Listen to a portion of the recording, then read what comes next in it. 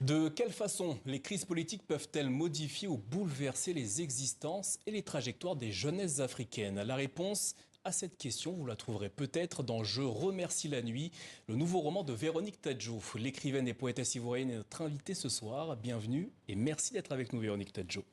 Merci de m'avoir invité. Je remercie la nuit raconte donc les débuts de la crise politique en Côte d'Ivoire entre 2010 et 2011 à travers le regard de deux de vos protagonistes, Flora et Yasmina. Pourquoi avez-vous choisi tout d'abord l'univers estudiantin pour aborder cette question ? Eh bien, parce que, en fait, la politique est arrivée indirectement sur le campus. Et ça a été vraiment une terrible déchirure. Et la fin, on peut dire, des études pour beaucoup de jeunes. Une forme d'insouciance, entre guillemets, une forme de fin d'insouciance ? Non, je pense qu'ils ont été pris dans la tourmente. Et voilà, et ça a créé quelque chose une autre guerre, une guerre presque alternative. Alors votre roman met en avant la dimension humaine dans cette crise politique ivoirienne. Pour vous, a-t-elle été reléguée au second plan entre 2010 et 2011 ? Oui, je crois. Je crois qu'on n'a pas assez discuté de ce qui s'est passé. Et j'aimerais qu'on réouvre cette conversation pour qu'on perce l'abcès. Parce que à chaque fois que je suis à Abidjan, que je parle avec mes amis, avec les gens, on sent qu'ils ont encore ça dans l'âme et que ça les a vraiment traumatisés. Au fil des pages, on comprend que la situation et l'atmosphère autour de ces deux personnages se détériorent. Néanmoins, Flora et Yasmina gardent une forme d'espoir de voir la situation se résoudre. Que souhaitez-vous mettre en avant à travers leur regard ? Eh bien, qu'il y a des différences. En fait, que nos différences sont ce qui nous enrichit. Je veux dire, c'est vrai, le Nord est différent géographiquement, culturellement, religieusement, mais on a besoin... Parce qu'elles ne viennent pas du même endroit, il faut le préciser. Elles ne viennent pas du même endroit, voilà. est du Nord et Flora plus du Sud. Voilà, et moi j'ai un amour fou pour le Nord de la Côte d'Ivoire, où j'ai passé quand même 3 ans à enseigner au lycée moderne de Korogo. Donc je sais la richesse de notre pays, et je sais qu'il est important qu'on soit réunis et qu'on accepte nos différences, et je crois que ce n'est pas encore fait. Et au-delà des différences, il y a également cette amitié entre ces deux jeunes femmes, au point qu'elles ne souhaitent pas se dire pour qui elles vont voter à cette époque. Oui, c'est très important, parce qu'elles ne veulent pas de cette division, parce qu'elles sentent que la politique divise les gens, et elles ne veulent pas être divisées. Leur amitié est ce qui compte le plus. Et je pense que quand on a confiance en son ami, eh bien, on peut faire des tas de choses. Il y a des tas de choses qui peuvent se passer. On peut se comprendre parce qu'il y a cette confiance. C'est lorsque la confiance est brisée que tout se perd. Et lorsque les violences éclatent en Côte d'Ivoire, aux personnages Flora et Yasmina tentent d'agir à leur petite échelle, mais un événement tragique va conduire à leur séparation, ce qui sonne le glas de leur jeunesse, dit Flora dans ce roman. Une dimension tragique habite votre livre. C'est important pour vous qu'elle soit présente lorsque les lecteurs tournent les pages ? Oui, je crois. Je pense que c'est important de dire les choses telles qu'elles se sont passées, ou du moins de donner une version. Il y aura d'autres versions qui vont venir, mais c'est important que qu'on voit, ça s'est passé. Voici l'impact que la politique peut avoir sur des jeunes, sur leur avenir, sur des rêves brisés, et tout à coup tout s'est éclaté, elles doivent partir, se sauver. Elles ont peur pour leur vie, c'est dramatique. Et puis il y a la volonté de résistance de votre personnage, Flora, face aux nuages qui s'amoncellent au-dessus de la Côte d'Ivoire. Un acte qui lui coûtera très cher. Dans le fond, qu'est-ce qui l'anime à ce moment-là ?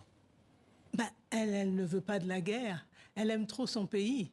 Et elle se dit, je ne peux pas supporter l'idée d'une guerre dans mon pays. Et donc, il faut se souvenir aussi que ça vient après la rébellion.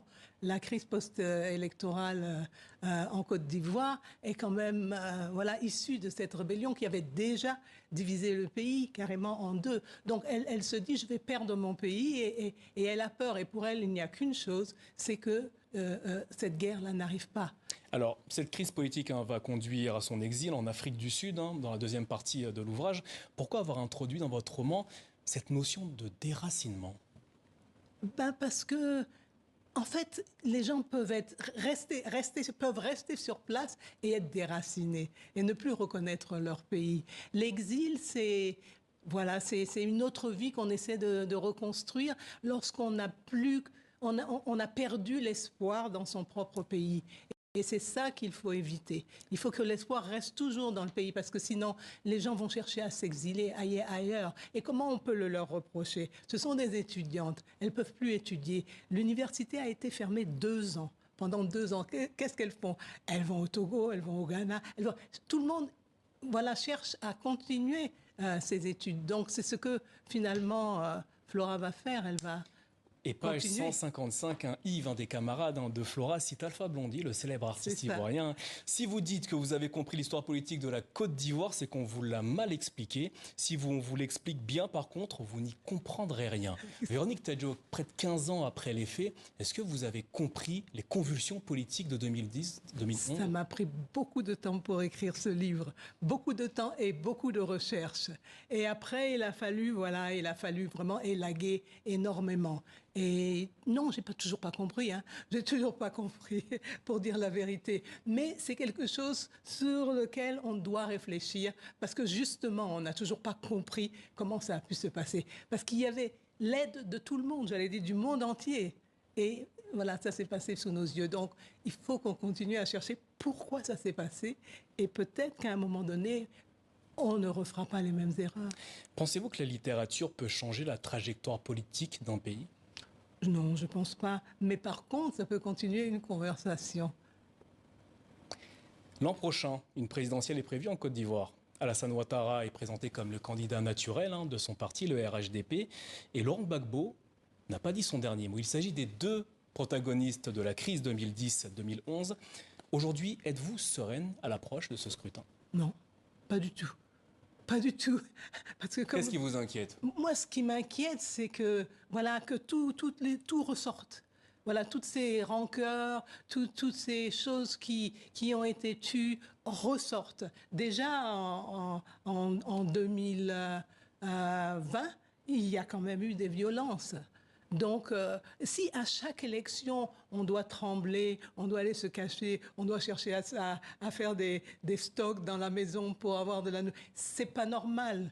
Les élections doivent être une solution, un processus démocratique. Ça ne peut pas être le problème. Mais chez nous, c'est devenu le problème. Il y a des élections, on a peur. Et justement, qu'est-ce que les écrivains, les artistes peuvent faire face à ce genre de situation de manière à inclure, unir le peuple face à certaines crises politiques qui peuvent survenir du jour au lendemain dans des pays comme la Côte d'Ivoire ou ailleurs d'ailleurs?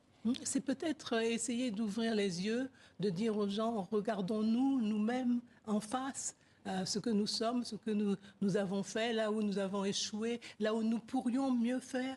Et puis voilà, c'est ça, comprendre que ce n'est pas la voie à suivre. Véronique Tadjo, merci infiniment d'être venue nous présenter Je remercie la nuit, votre nouveau roman, un livre d'ores et déjà disponible aux éditions Mémoire d'Encrier. Merci à vous. Merci beaucoup.